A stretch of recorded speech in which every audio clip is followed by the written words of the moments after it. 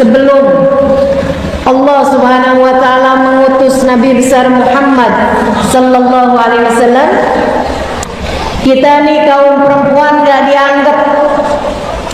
dianggapnya kayak setengah barang. Perempuan itu kalaupun lahir dibiarkan hidup hanya sebagai pemuas nafsu kaum laki-laki belaka, yang kalau masuk usia nikah itu dipakaikan bendera di atas rumah, laki-laki ngantri. Malam ini dengan Bapak Fulan, besok malamnya lagi dengan Bapak Falkan, besok malamnya lagi dengan yang lain lagi, sampai datang menstruasi atau hamil. Nanti kalau udah melahirkan tinggal dilihat anaknya mirip bapak yang mana untuk dinasabkan dengannya. Ibu-ibu saudara sekalian, itu kalau dibiarkan hidup-hidup. Selebihnya banyak di antara mereka seperti yang kita baca di dalam Al-Quran, a'udzubillahi minasyaitonirrajim, idza busyira bil unsa dhalla wajhuhu muswaddan wa huwa kadhib. Apabila diberi kabar gembira bahwa istrinya sudah melahirkan seorang anak perempuan, wajahnya menjadi memerah bahkan menghitam karena marah. Yatawara minal qaum min su'i ma busyira bih, ngumpet-ngumpet dari kaumnya, jangan sampai ada temannya yang tahu kalau dia punya anak perempuan. Karena malu yang luar biasa, mereka pun kemudian menguburkan anak perempuan mereka hidup-hidup. Sampai bahkan ada yang kalau melahirkan istrinya itu langsung dibuatkan lubang, dilihat anaknya laki atau perempuan. Kalau laki-laki, putuskan tali pusarnya, diselamatkan. Kalau lahir perempuan, putuskan tali pusarnya, dikuburkan saat itu juga, bahkan sebelum sang ibu, sang bapak sempat melihat anaknya rupanya seperti apa. Kayak begitu perempuan. Kita nih alhamdulillah tidak hidup di zaman yang seperti itu. Alhamdulillah Islam sudah memuliakan kita. Alhamdulillah Islam sudah meninggikan derajat kita kaum perempuan. Alhamdulillah Islam menjadikan lelaki atau perempuan, jika mendekat kepada Allah Subhanahu wa taala, Allah berkenan untuk menerimanya. Islam tidak membedakan gender. Lelakikah kamu, perempuankah kamu? Surga terbuka lebar bagi siapapun yang mau menuju ke arahnya, sebagaimana neraka juga terbuka lebar bagi laki-laki maupun perempuan yang menuju ke arah sana. Jadi pilihannya ada pada diri sendiri, mau menuju kepada jalan surga atau mau menuju na'udzubillah kepada jalan neraka. Islam memuliakan kita, Bu. Islam memuliakan kita, Kak. Saya pernah dengar di masa jahiliyah, guru saya cerita, di masa jahiliyah dulu itu kalau perempuan dijadikan istri itu sama sekali nggak setara sama laki-laki. Istri itu nggak boleh tertawa di hadapan suaminya. Kalau ada istri yang berani tertawa di hadapan suaminya, suaminya boleh cabut satu gigi dia. Kebayang nggak? Kalau hidup di zaman itu kayaknya ompong semua nih. Nggak ada yang pada punya gigi kita. Tapi alhamdulillah Islam memuliakan kita. Bu, Kak, Dek, dari yang asalnya dibunuh hidup-hidup sampai-sampai menjadi bidadari-bidadari kecil yang dapat membawa orang tuanya menuju surga. Kata Nabi besar Muhammad sallallahu alaihi wasallam, "Man kana lahu thalas jawari kanat lahu itqun minan nar."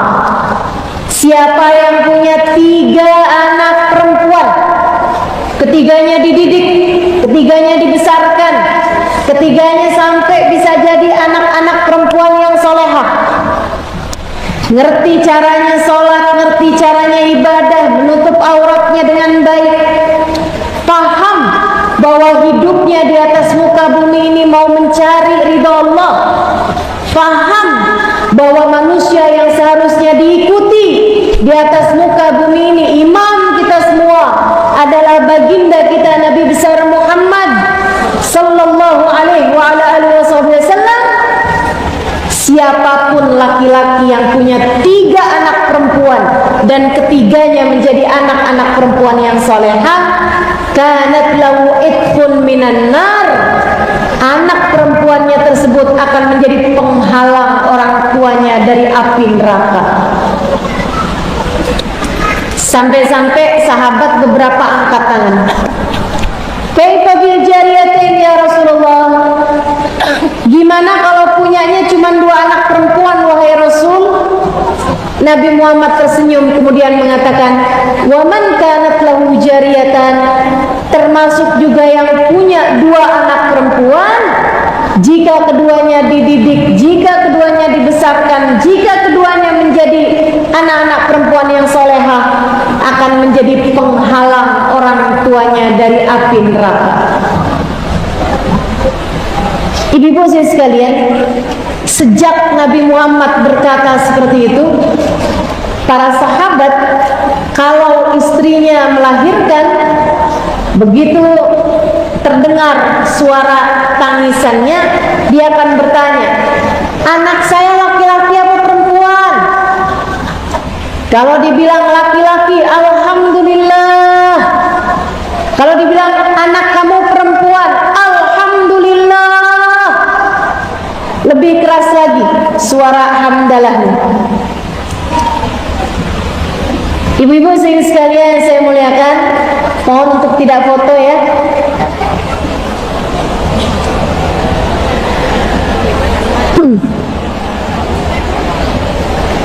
Sekali lagi saya sampaikan, mungkin ada yang baru datang, saya di luar berniqab, tapi saya sekarang di sini saya ingin bertatap muka dengan orang Painan.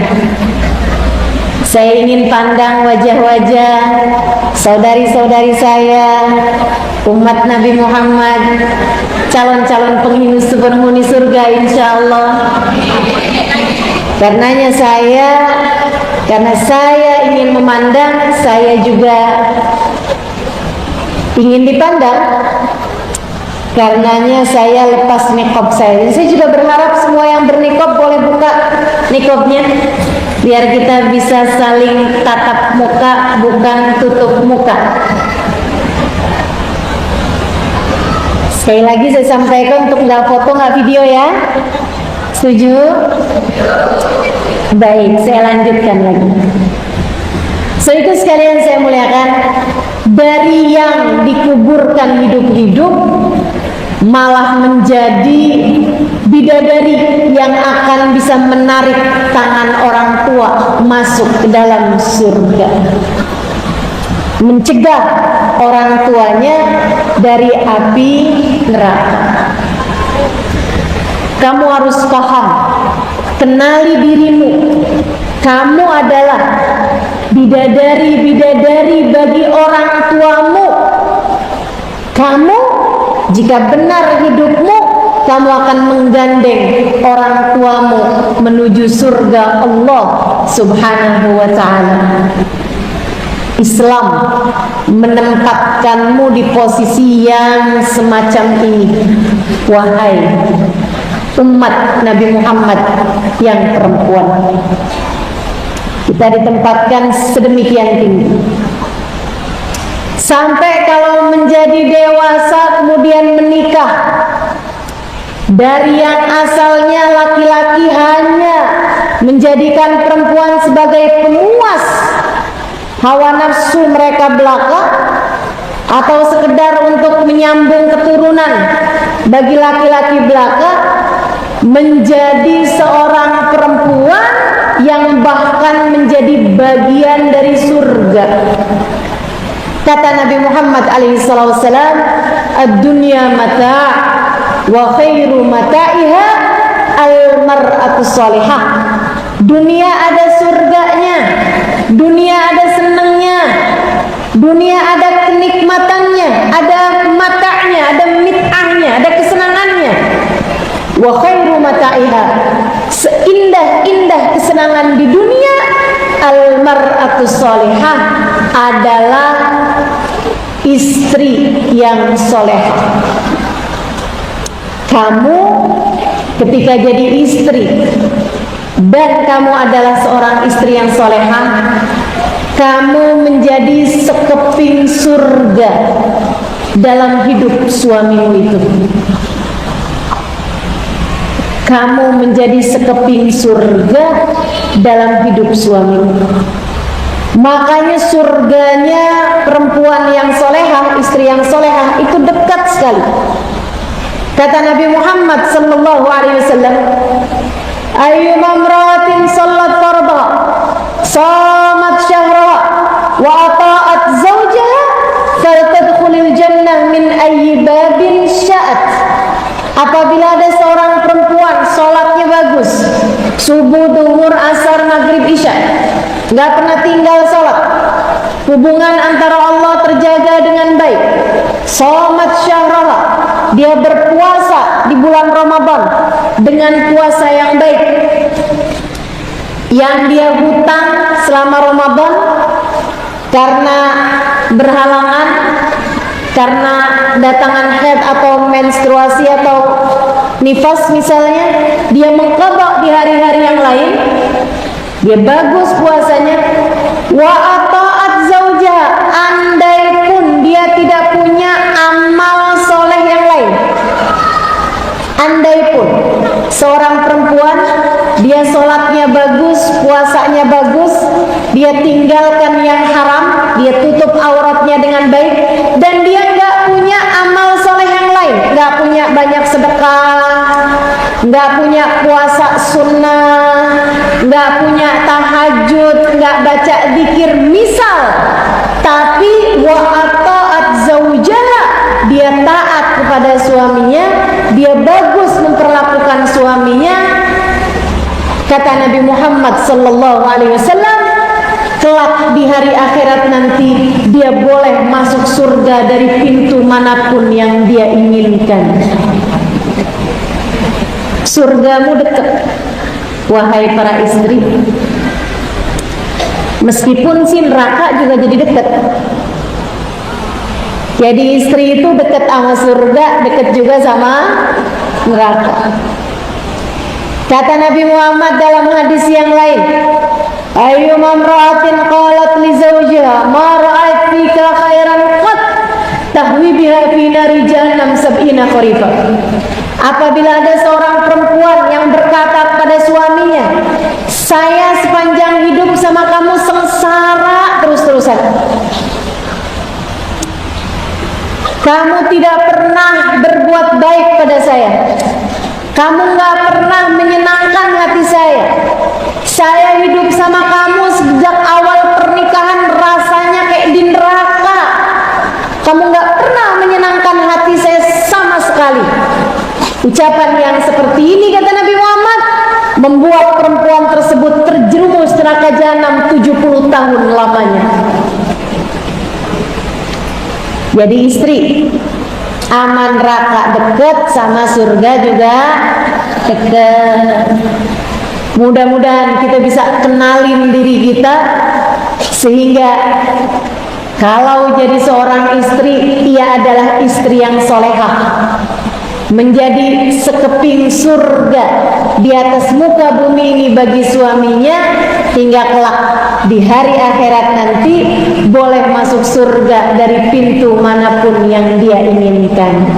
Amin ya rabbal alamin. Dari menjadi perempuan yang dikuburkan hidup-hidup, Allah Subhanahu wa taala memuliakan kita dengan terutusnya baginda kita Nabi besar Muhammad. Hingga akhirnya kata Nabi Muhammad, kalau seorang perempuan melahirkan anak, maka surga menjadi berada di bawah telapak kakinya. Al-jannah tahta aqdamil ummahat.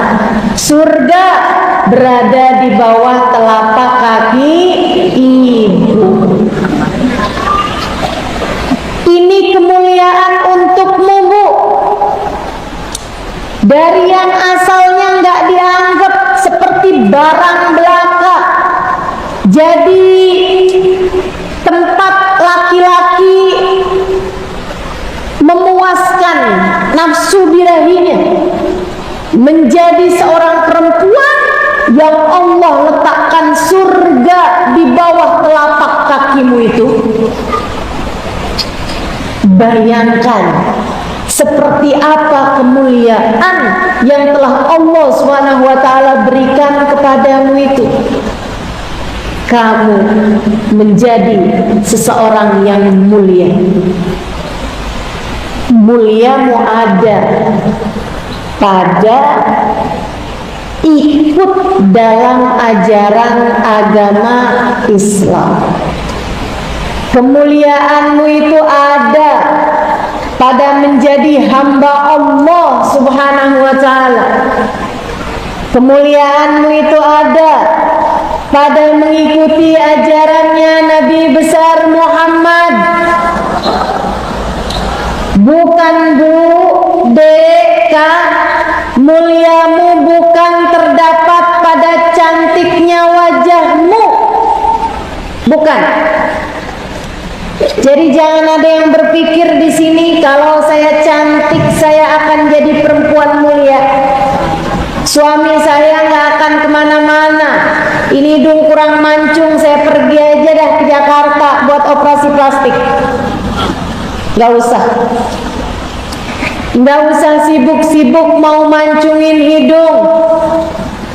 Nggak usah sibuk-sibuk mau tanam benang di muka. Nggak usah sibuk-sibuk mau sulam alis, sulam bibir, Bu. Muka kamu itu muka, bukan kain. Disulam, ditarik benang, udah kayak kain aja.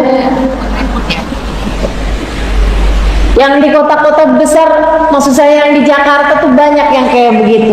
Ibu-ibu yang di Painan sini nggak usah ikut-ikutan.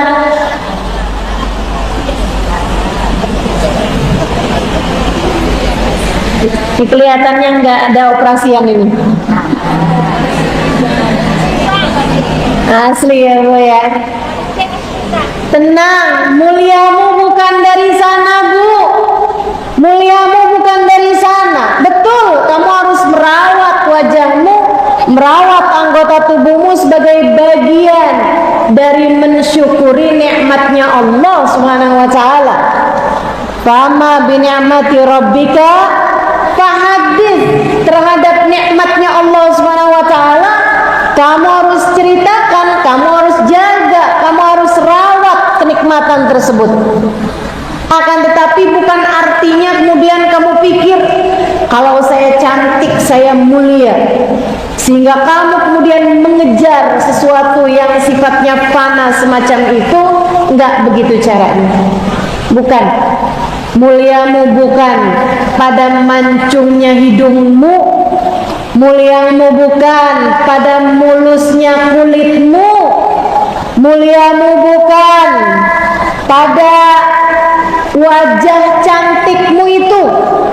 Bukan. Kemuliaanmu ada pada mengikuti ajaran agama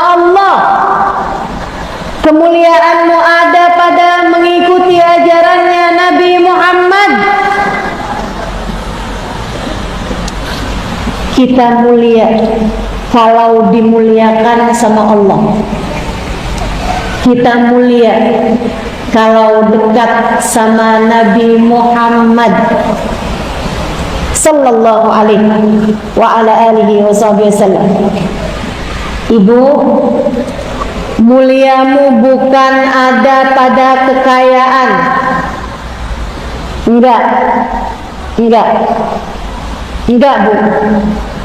Jangan kamu berpikir bahwa kalau kamu kaya kamu mulia. Enggak gitu.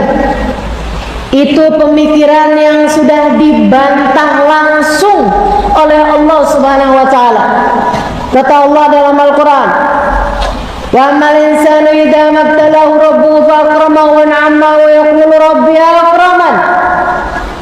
Wa amma idza mabtalahu fa qadara 'alaihi rizqahu fa yaqulu rabbi ahanan." Kalla. Kata Allah Subhanahu wa taala, orang nih, manusia nih, kalau dikasih kekayaan, dikasih ujian berupa kekayaan, dia akan bilang, Tuhan telah memuliakan saya. Dan kalau dia diberi ujian berupa sempitnya rezeki, dia akan bilang, Tuhan telah menghinakan saya. Allah sudah menghinakan saya. Hidup saya jadi hidup yang hina. Kalla, kata Allah, enggak begitu. Enggak begitu. Hidupmu enggak jadi mulia dengan banyaknya harta yang kamu punya, pun tidak menjadi hina karena sedikitnya harta yang kamu punya. Enggak. Saya sampaikan kepadamu, tidak. Bukan hanya mulia, bahkan bahagia pun tidak. Senang pun enggak. Saya banyak berjumpa dengan orang-orang yang hartanya banyak, Bu. Hidup mereka juga enggak jauh-jauh dari derita. Saya banyak ketemu sama orang-orang yang saldonya saya bingung gimana cara bacanya. Ibu-ibu saudaraku sekalian yang saya muliakan, apakah hidupnya kemudian jadi hidup yang enak gitu? Dia kemudian hidup menjadi hidup yang bahagia, hidup yang mulia? Enggak juga, ibu-ibu saudaraku sekalian. Enggak juga. Banyak di antara mereka yang menderita, banyak di antara mereka yang susah hati, banyak di antara mereka yang menjadi pasien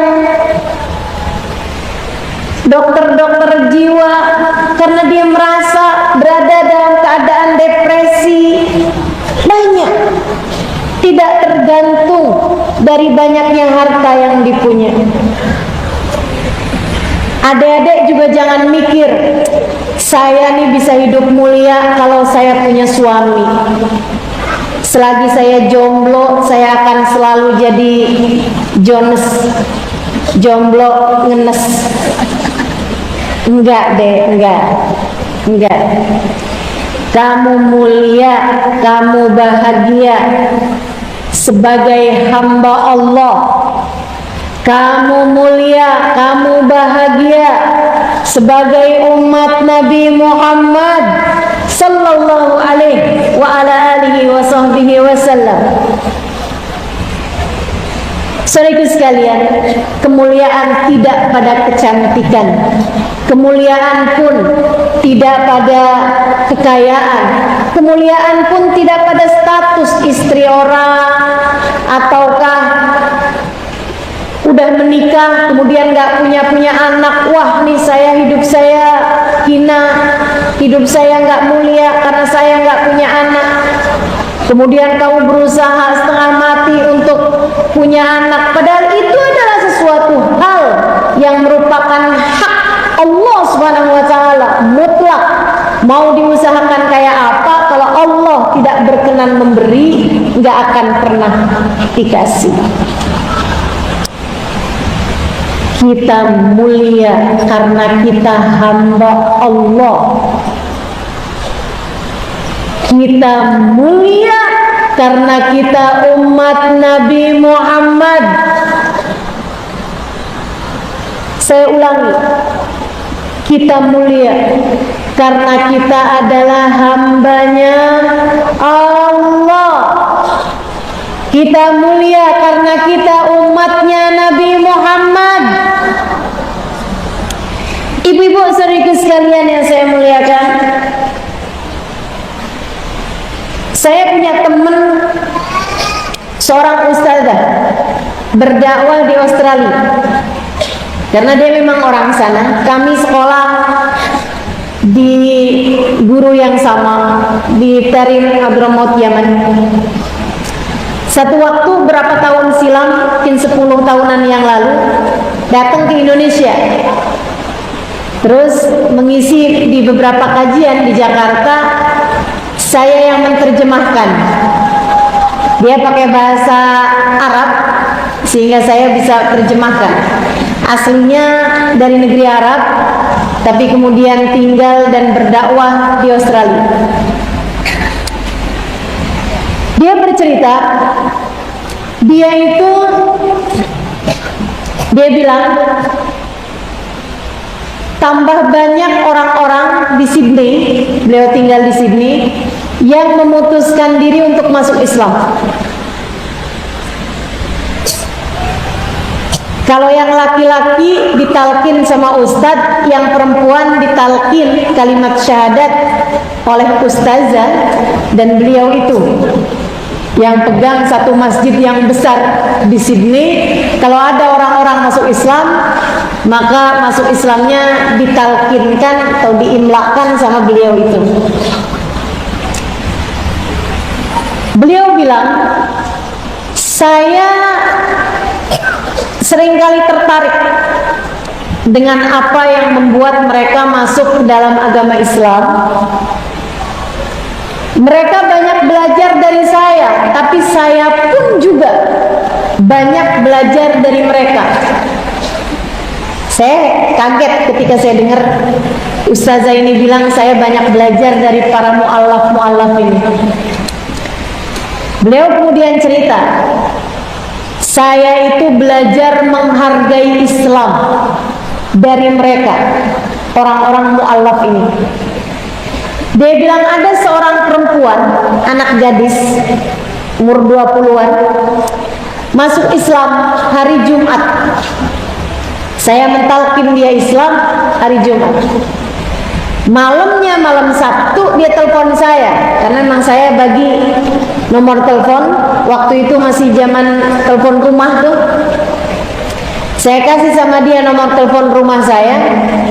Saya bilang, kalau ada apa-apa tentang Islam yang ingin kamu tanyakan, silahkan kamu telepon saya.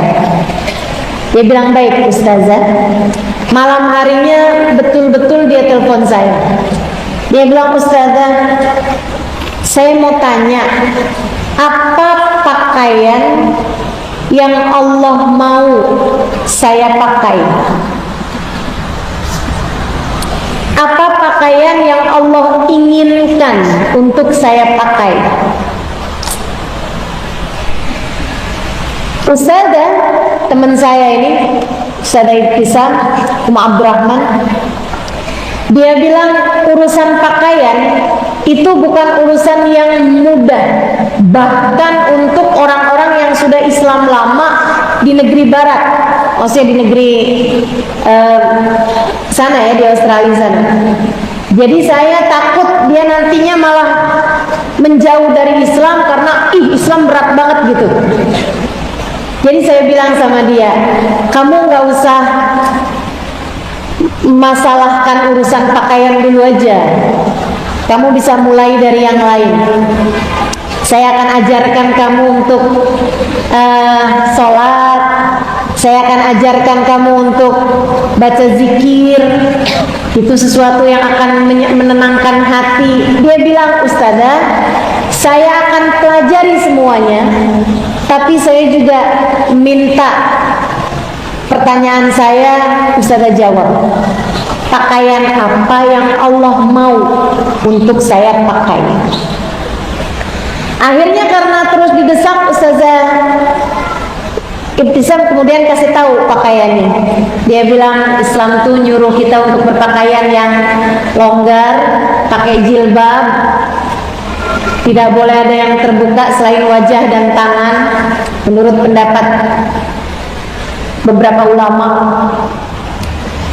Akhirnya kemudian dia bilang, oh baik Ustazah. Warnanya bagaimana Ustazah? Yang semakin tertutup semakin baik. Bentuknya Ustazah, modelnya apa aja yang penting tertutup, yang penting tidak memperlihatkan lekuk tubuh. Baik Ustazah. Dia bilang pagi harinya jam 7 pagi ada yang ketuk bel rumah saya. Saya buka, anak perempuan kemarin yang masuk agama Islam, yang dia talqin ajaran talqin kalimat syahadat kemarin pakai jeans, pakai t-shirt, pakai kaos pendek. Pagi hari itu pakai abaya panjang, kemudian dia pakai kerudung. Dia bilang, seperti inikah Ustazah pakaian yang Allah inginkan untuk saya pakai? Ustazah Ibtisam kemudian bilang, yuk silakan masuk. Dia bilang, iya benar, tepat seperti inilah pakaian yang Allah inginkan buat kamu pakai. Mari masuk ke rumah saya. Dia bilang, saya penasaran sama dia. Saya tanya, kenapa kok kamu masuk Islam langsung kepengen mengubah penampilan kamu, padahal itu kan bukan sesuatu hal yang mudah. Yang Islam udah lama aja kadang-kadang banyak yang tawar-tawaran urusan pakai jilbab kan, apalagi urusan pakai kaos kaki. Saya nggak mau lihat kaki-kakinya dah.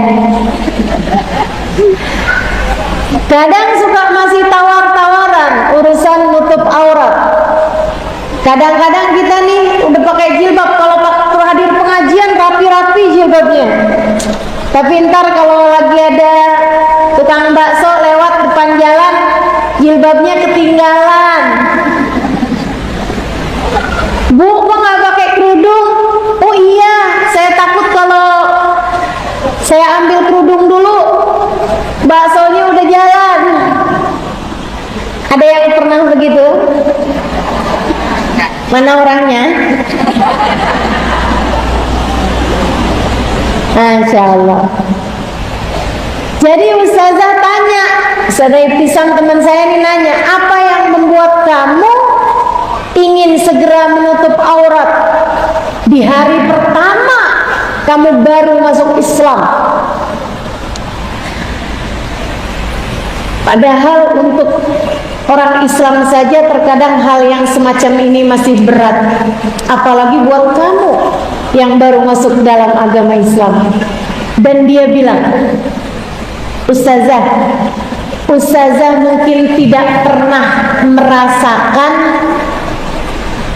keringnya hati, hampanya hati ketika kita tidak kenal siapa Tuhan kita. Saya puluh tahun dari kecil lah ya, sampai dia saat itu saya hidup di atas muka bumi, tapi saya nggak tahu Tuhan saya siapa. Saya makan rezeki, tapi saya nggak tahu siapa yang memberikannya kepada saya. Saya bernafas dengan paru-paru, tapi saya nggak tahu siapa yang memberikan paru-paru kepada saya, siapa yang menghembuskan nafas untuk saya, siapa yang memberikan oksigen kepada saya. Saya tinggal di atas muka bumi dan saya tidak tahu siapa yang menciptakan bumi ini. Sampai kemudian hidayah itu datang, seolah-olah dia menyapa saya. Rasanya seperti anak yang berpuluh tahun tidak diakui oleh orang tuanya, sekarang orang tuanya berkenan untuk mengakui sebagai anaknya. Ustazah,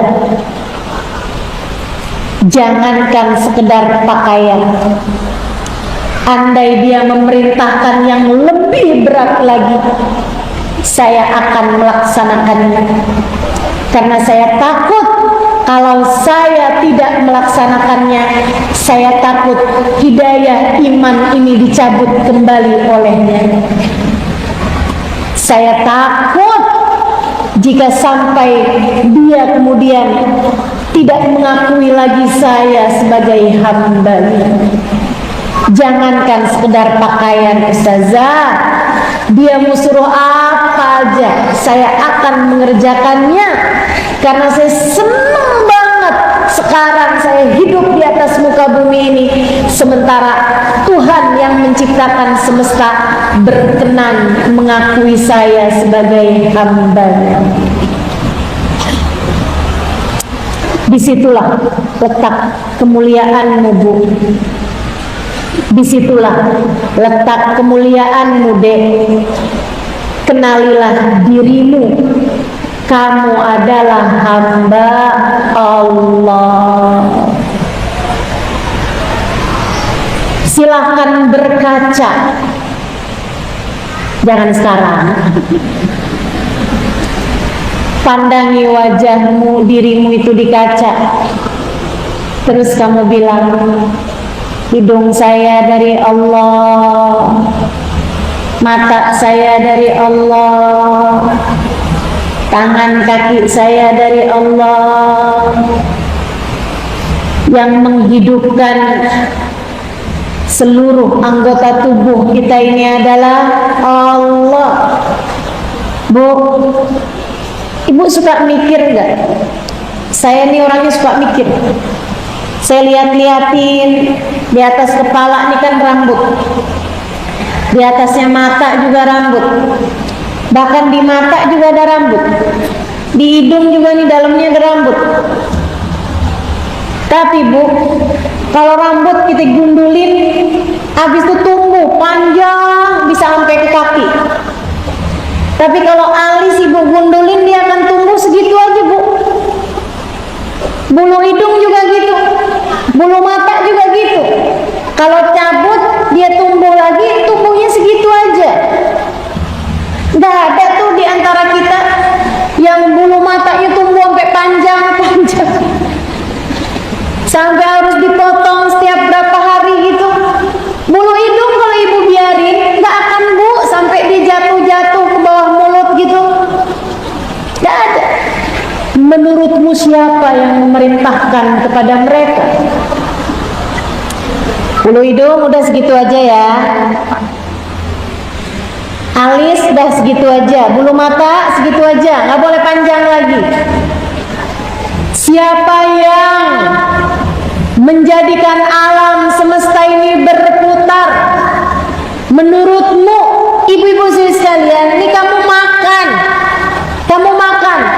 5 menit kemudian, Bu, 10 menit kemudian, 15 menit kemudian, setengah jam kemudian, makanan tersebut masuk berupa makanan, kemudian kamu telan di dalam situ, langsung tuh vitaminnya diserap, proteinnya diserap, semua yang baik-baik diserap, kemudian sampah-sampahnya dikeluarkan, vitamin-vitaminnya langsung naik ke mata, bikin matanya jadi terang, masuk ke kulit, bikin kulitnya jadi lembab, masuk ke akal, akalnya jadi lebih bisa jalan, ke anggota tubuh semuanya. Siapa menurutmu yang melakukannya?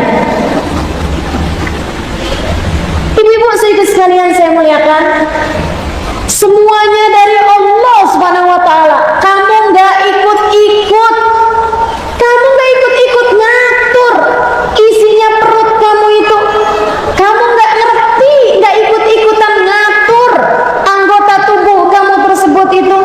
Ibu-ibu sekalian, 4 tahun yang lalu bumi ini dibuat berhenti hanya karena satu penyakit yang namanya COVID. Bu,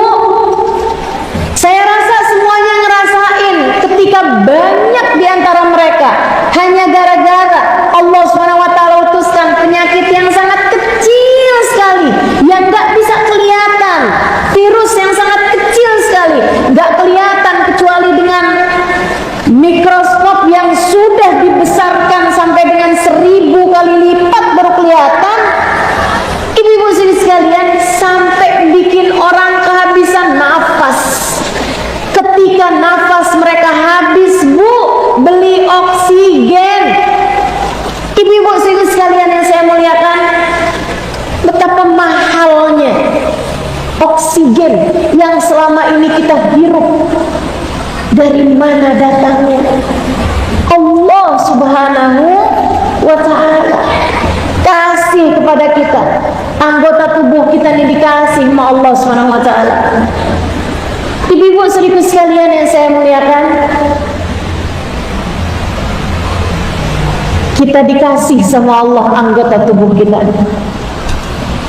Dan alhamdulillah Allah berkenan mengakui kita sebagai hamba-Nya. Sesudah Allah ciptakan kita lengkap dengan seluruh anggota tubuh kita, Allah meminta kita, bahkan menganjurkan kepada kita untuk terus-terusan menyebut-nyebut namanya. Ada banyak orang-orang di atas muka bumi ini Allah ciptakan lebih cantik darimu, Allah ciptakan lebih kaya darimu, Allah ciptakan lebih baik, lebih lembut darimu, suaranya lebih bagus, kulitnya lebih bagus, segalanya lebih bagus Allah kasih. Tapi Allah tidak memberikan kepada mereka iman. Allah tidak berkenan untuk mengakui mereka sebagai hamba-Nya, sehingga hamba tersebut pun tidak mengakui Allah sebagai Tuhannya. Ia hidup di atas muka bumi, makan, tidur, kawin, tapi nggak tahu siapa yang telah menciptakan dia selama ini. Ibu-ibu saudara sekalian, tidakkah kehidupan yang seperti itu hampir mirip saja dengan kehidupannya binatang? Binatang juga makan kayak kita makan. Binatang juga minum seperti kita minum. Binatang kalau makan mulu tapi nggak minum juga, apa tuh namanya? Tersedak, ibu-ibu sekalian. Binatang juga tidur sama kayak kita tidur. Binatang juga kawin. Laki-laki sama perempuannya, jantan sama betinanya juga kawin. Sama sama kita. Kalau kamu hidup cuman buat itu, apa bedanya antara kamu sama kambing? Apa bedanya antara kamu sama monyet? Akan tetapi Allah memuliakan kita dalam 5 kali sekurangnya sehari semalam. Kita menghadapkan diri kita kepada Allah Subhanahu wa ta'ala.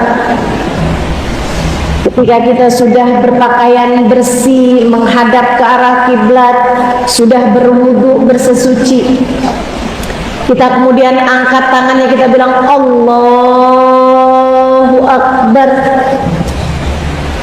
Allah Maha Besar. Saya nyari rezeki, tapi urusan rezeki urusan yang kecil. Yang besar adalah Sang Pemberi rezeki, Allah Subhanahu wa ta'ala. Saya punya suami, tetapi urusan saya dengan suami bagaimanapun tetaplah urusan yang kecil. Sebab suami saya hamba, saya pun juga hamba, dan kami berdua berada dalam kendali pemilik kami berdua, Allahu Akbar. Suami saya kecil, yang besar adalah pencipta suami saya, Allahu Akbar. Kita punya anak, akan tetapi urusan sekolah anak kita, urusan rezeki anak kita, urusan pakaian anak kita, urusan anak kita sekarang lagi mau minta dibeliin HP. Semua urusan tersebut adalah urusan kecil, sebab yang besar adalah yang menciptakan anak kita, namanya Allah. Allah saudaraku sekalian, ketika kamu menjadi seorang hamba, Allah izinkan kamu buat sholat, dan itu adalah relaksasi paling tinggi yang Allah Subhanahu wa ta'ala berikan kepada hambanya. Sebab urusan itu ruwetnya kayak apapun, ketika kita haturkan kepada Allah, urusan itu seperti apapun susahnya, ketika kita hadapkan kepada Allah Subhanahu wa ta'ala, Allah yang mengatakan wa ma dzalika 'alallahi bi'aziz. Bagi Allah tidak ada perkara yang rumit, bagi Allah tidak ada perkara yang susah, bagi Allah Subhanahu wa ta'ala segalanya mudah. Innama amruhu idza arada syai'an ay yaqula lahu kun fayakun. Urusan Allah ketika menghendaki segala sesuatu hanya berkata jadilah, maka jadilah sesuatu tersebut. Allahu akbar kabira walhamdulillahi katsira wa subhanallahi bukratan wa asila. Ya Allah, aku agungkan Engkau seagung-agungnya. Aku bertasbih kepadamu ya Allah sepanjang siang dan malamku ya Allah. Inni wajjahtu wajhi lilladzi fataras samawati wal ard. Ya Allah, aku hadapkan diriku yang hina, yang kecil, yang tidak berdaya, yang miskin, yang bodoh, yang tidak paham apapun, lilladzi fataras samawati wal ard, kepada Engkau ya Allah yang menciptakan langit dan bumi. Kita hina dina saudaraku sekalian, sebagai manusia, dengan segala kerendahan kita, dengan segala kekerdilan kita, kekecilan kita, kita ketika menghadap Allah Subhanahu wa ta'ala dalam sholat kita, ya Allah, saya kecil, tapi bersama dengan saya ada Engkau ya Allah, Zat yang maha besar. Karenanya saya tidak takut apapun. Ya Allah, saya miskin, tapi bersama dengan saya ada Engkau ya Allah, Zat yang maha kaya. Karenanya saya tidak takut terhadap apapun. Ya Allah, saya bodoh, saya tidak mengerti, akan tetapi bersama dengan saya ada Engkau ya Allah, Zat yang mengetahui segalanya. Karenanya saya tidak takut apapun. Inni wajjahtu wajhi lilladzi fataras samawati wal ard. Saya hadapkan diri saya ya Allah yang kecil, yang hina dina ini kepada Engkau, Zat yang menciptakan langit dan bumi. Hanifah ya Allah, saya menginginkan kebaikan darimu. Muslimah, saya tunduk patuh terhadap perintahmu ya Allah. Wa ma ana minal musyrikin, saya tidak pernah ragu-ragu kepadamu. Inna salati wa nusuki wa mahyaya wa mamati lillahi rabbil alamin la syarika lahu wa bidzalika umirtu wa ana minal muslimin. Ya Allah, salat saya ini bukan hanya salat aja ya Allah, wa nusuki, seluruh ibadah saya, bahkan bukan hanya ibadah aja ya Allah, mahyai, hidup saya makan, saya bangun tidur, saya pakai baju, saya mandi, saya masak, saya bersih-bersih, saya rapi-rapi rumah, saya berjalan keluar rumah, saya mencari nafkah, saya mencari rezeki, saya bekerja, semuanya saya lakukan. Bahkan mati saya nanti pun ya Allah, lillahi rabbil alamin, hanya untukmu ya Allah. Aku hidup untukmu, aku mati untukmu, aku beribadah untukmu, aku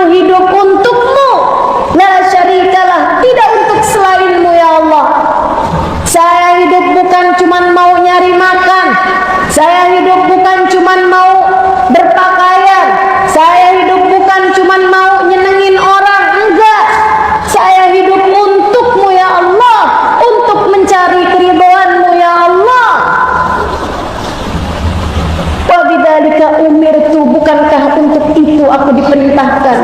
Wa ana minal muslimin, sebab saya adalah orang yang selalu menyerahkan diri, sebab saya adalah orang Islam. Alangkah indahnya menjadi umat Islam. Alangkah indahnya menjadi hamba Allah Subhanahu wa taala. Alangkah mulianya dirimu ketika menghadapkan dirimu kepada Allah Subhanahu wa taala. Bu, saya banyak ketemu orang-orang di atas muka bumi ini. Saya pergi kemana-mana, namun saya kasih tahu padamu, orang yang hidupnya paling bahagia adalah orang-orang yang hidup sebagai hamba Allah Subhanahu wa taala. Saya tinggal 4,5 tahun di kota Tarim, Hadramaut, Yaman. Saya bergaul dengan warganya, orang-orang yang ketika saya cerita bahwa di negeri saya ada orang Islam yang nggak sholat, mereka nggak percaya. Karena mereka bahkan nggak bisa tidur ketika mereka tidak mengerjakan sholat isya dengan berjamaah.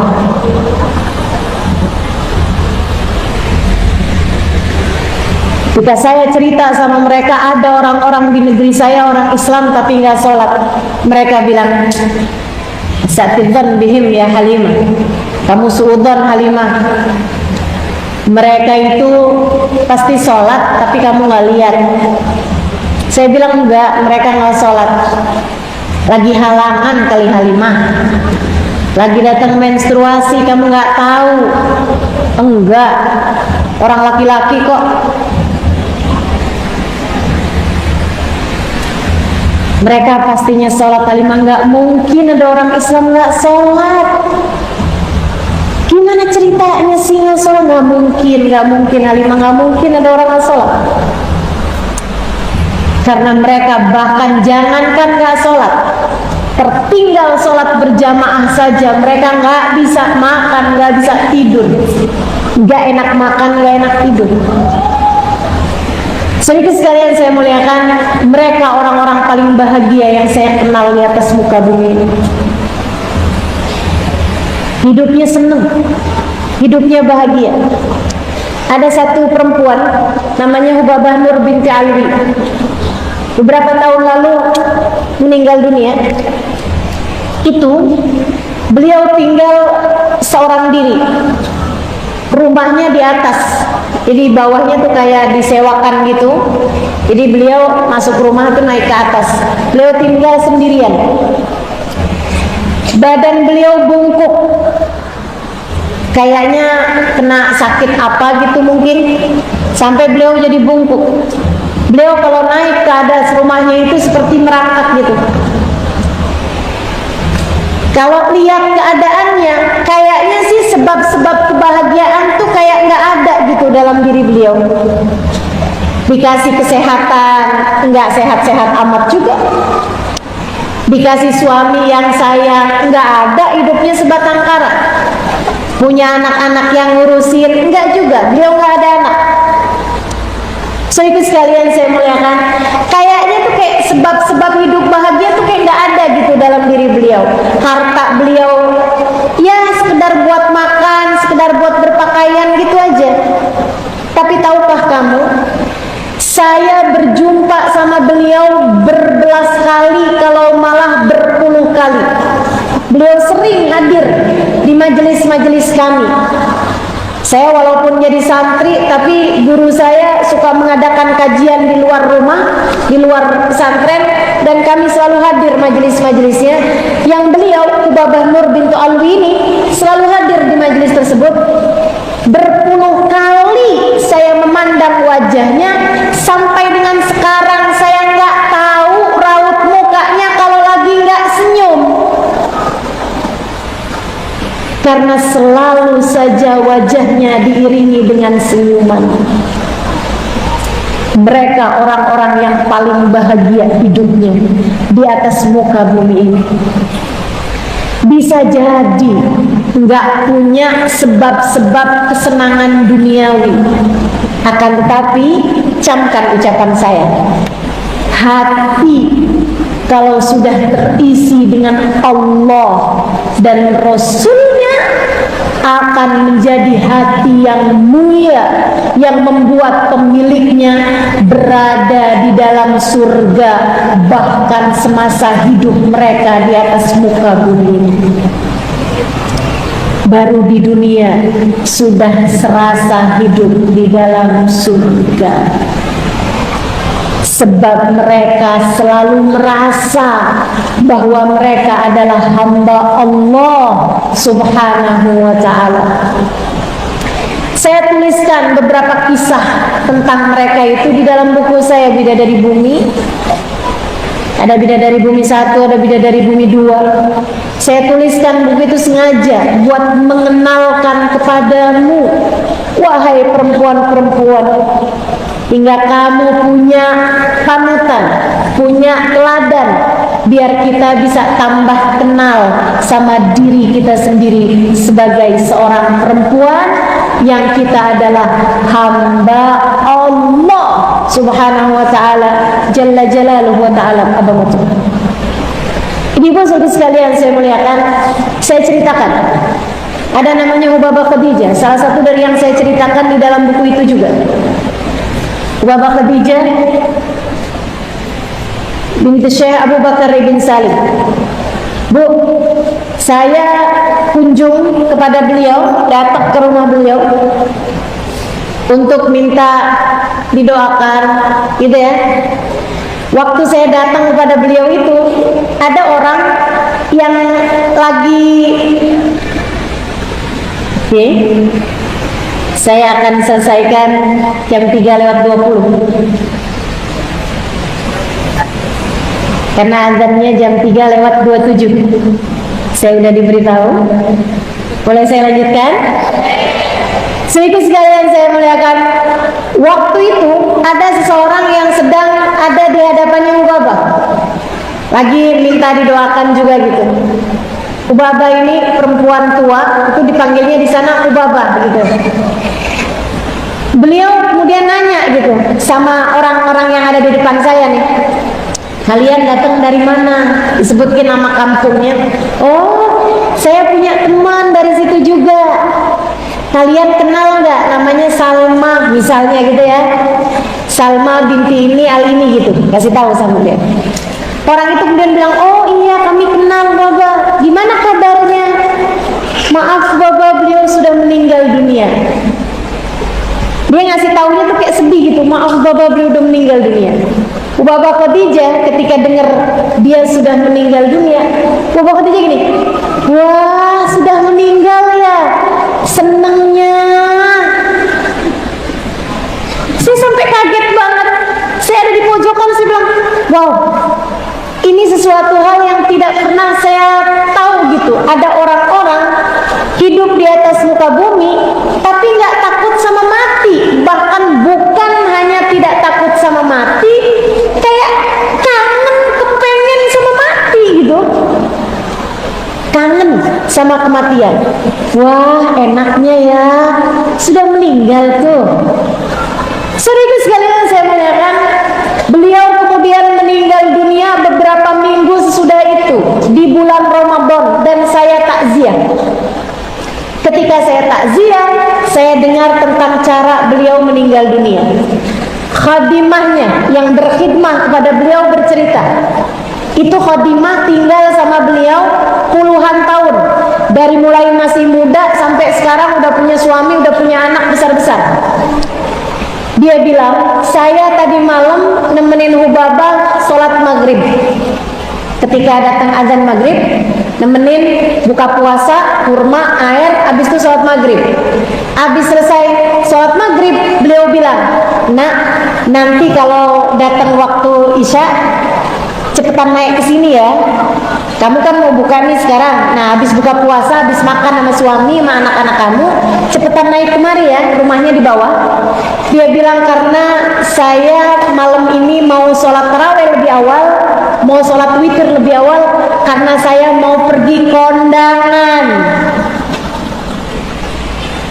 Perempuan tersebut yang cerita sama saya, khadimahnya itu diturun sambil mikir, kondangan siapa yang ngawinin bulan Ramadan seperti ini.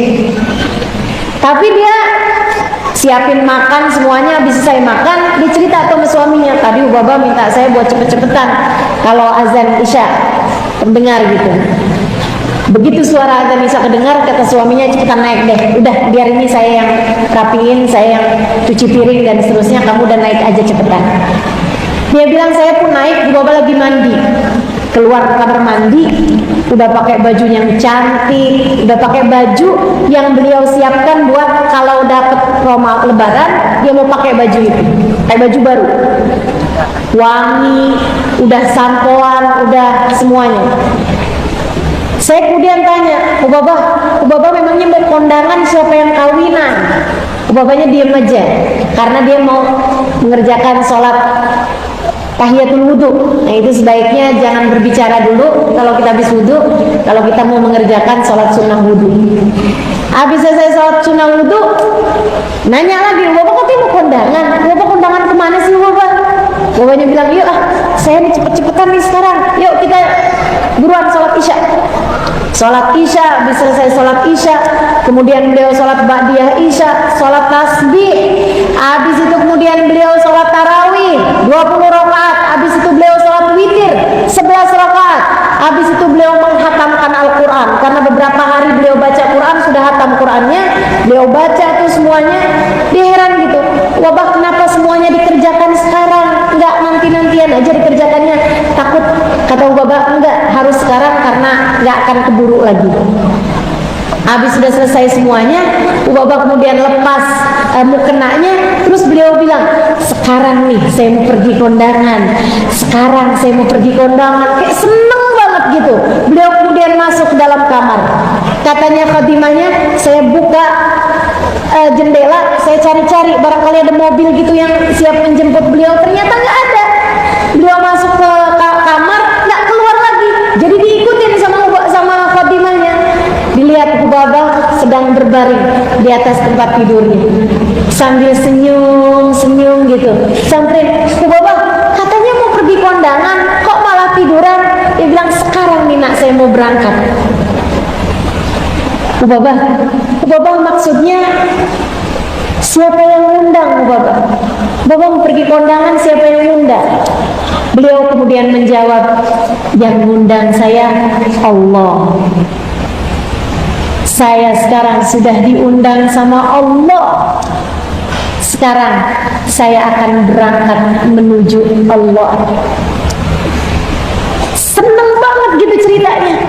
Sampai dia bilang, ketika Babah bilang seperti itu, saya baru paham bahwa yang dia maksudkan adalah mau meninggal dunia. Saya pegangin tangannya, kemudian saya bilang, Babah jangan pergi, nanti saya sama siapa? Babah jangan pergi. Babah Khadijah kemudian berkata, nak, saya sudah sangat merindukannya, saya sudah sangat menginginkannya. Jadi biarkan saya berangkat, saya akan menuju pada Allah Subhanahu wa ta'ala. Allah telah memanggil diriku ini. Dia bilang, dari enaknya meninggalnya Hubabah, saya sampai bilang, kalau gitu saya ikut juga Hubabah, saya mau juga deh, sekarang juga deh. Hubabah Khadijah berkata pada saya, likullin nas lahu awan, semua orang ada waktunya masing-masing. Nah, baru datang waktu saya, belum datang waktumu sekarang. Tolong sampaikan salam kepada semua yang nanti akan datang ke rumah ini. Sampaikan salam maaf saya untuk mereka, dan katakan kepada mereka, jika mereka punya salah pada saya sudah memaafkan mereka semuanya. Beliau kemudian memandang ke atas sambil tersenyum, kemudian berkata, la ilaha illallah Muhammad Rasulullah, kemudian menghembuskan nafasnya yang terakhir dan meninggal dunia. Hamba Allah meninggalnya aja semulia itu, Bu. Hamba Allah meninggalnya aja seindah itu. Seindah itu. Orang kalau hidup sebagai hamba Allah, nggak ada apapun yang bisa menghinakan dia, bahkan kematian sekalipun hanya akan semakin memuliakan dia, hanya akan semakin memuliakan dia. Dia hidup mulia sebagai hamba Allah, mati dalam keadaan mulia sebagai hamba Allah, dikubur hidup dalam keadaan mulia sebagai hamba Allah, di mahsyar dibangkitkan dalam keadaan mulia sebagai hamba Allah, amalnya ditimbang sebagai hamba yang mulia di sisi Allah, melewati jembatan sirat dia akan melintasinya secepat kilat, sebab dia adalah hamba Allah subhanahu wa ta'ala, jalla jalaluhu wa ta'ala azamatuh. Kamu Allah subhanahu wa ta'ala telah memperkenankan iman Islam ada di dalam hatimu, dan itu seharusnya adalah penyebab kemuliaanmu, Bu. Kenalilah lagi dirimu itu, gali lagi iman Islam di dalam hatimu itu, ingatkan terus kepada dirimu, wahai diri, kita adalah hamba Allah. Wahai diri, kita adalah hamba Allah.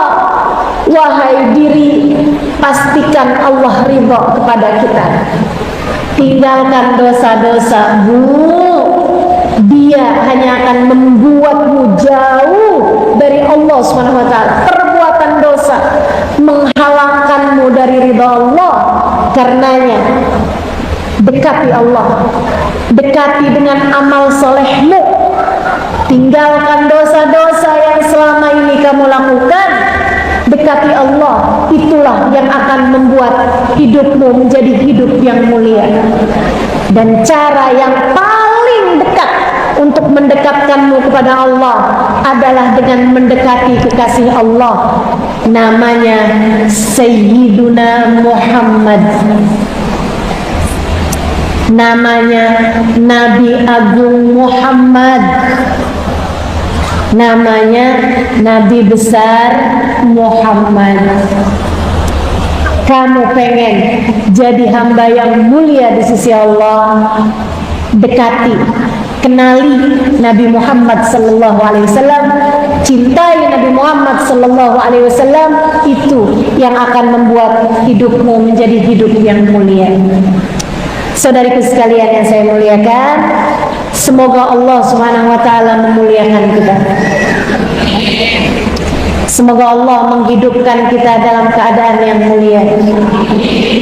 Semoga Allah Subhanahu wa ta'ala menjadikan kita kenal kepada diri kita dan tahu di mana letak kemuliaan kita.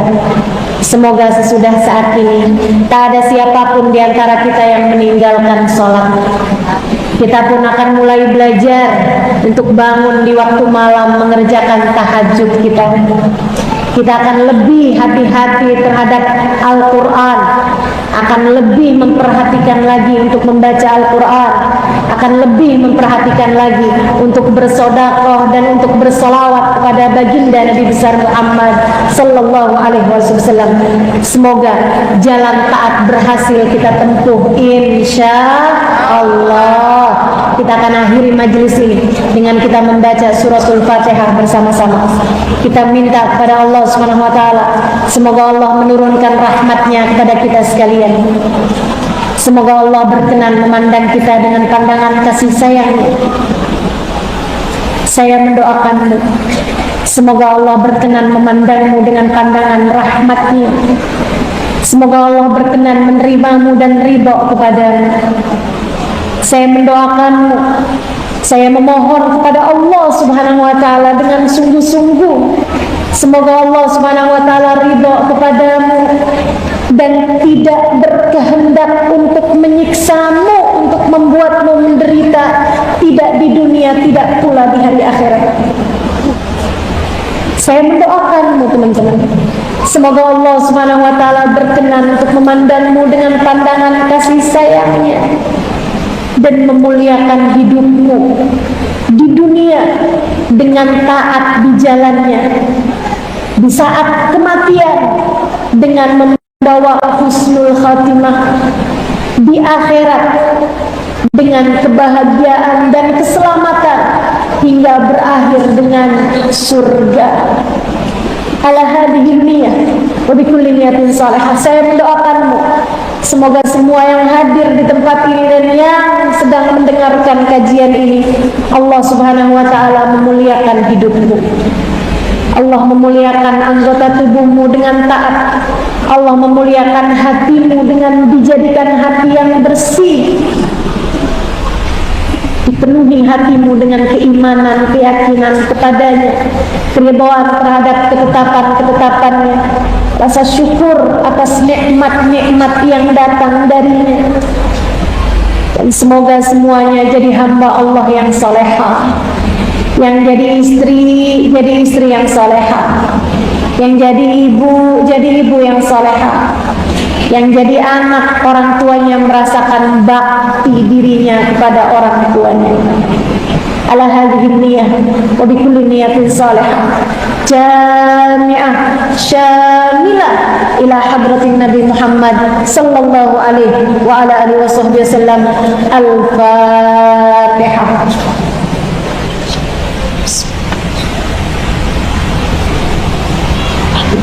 مالك يوم الدين إياك نعبد وإياك نستعين اهدنا الصراط المستقيم صراط الذين أنعمت عليهم غير المغضوب عليهم ولا الضالين آمين. اللهم بحق الفاتحة برحمة الفاتحة بركة الفاتحة تفتح لنا أبواب الخير تعامل لنا معاملة أهل الخير تكفينا من جميع الفتن والمنبوس وغير إنك ولي كل خير متفضل بكل خير برحمتك يا أرحم الراحمين. اللهم اجعل جمعنا هذا جمعا مرحوما وتفرقنا من بعده تفرقا معصوما ولا تجعل اللهم لنا ولا فينا ولا معنا شقيا ولا مطرودا ولا محروما. Ya Allah, sembuhkanlah yang sedang sakit, mudahkanlah yang sedang sulit, lapangkanlah yang sedang sempit, hiburlah bagi hati yang sedang sedih. Ya Allah, hidupkanlah kami dalam keadaan mulia hingga nanti apabila datang ajal menjemput kami, matikanlah kami pula dalam keadaan mulia. Apabila datang ajal menjemput kami, jadikanlah kalimat terakhir yang keluar dari lisan kami adalah kalimat la ilaha illallah,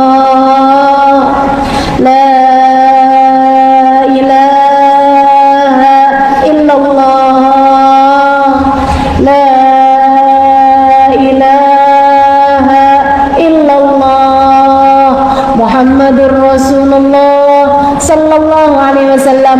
Dengan kalimat tersebut kami hidup, matikanlah pula kami dengan kalimat tersebut. Ya Allah, di dalam kubur, di mahsyar, di hari hisab, sampai saat kami melewati jembatan sirat, jadikanlah kami dapat membawa kalimat syahadat. Ya Allah, hingga kalimat tersebut dapat menjadi pintu pembuka surga, kunci pembuka pintu surga bagi diri-diri kami, sesuai dengan ucapan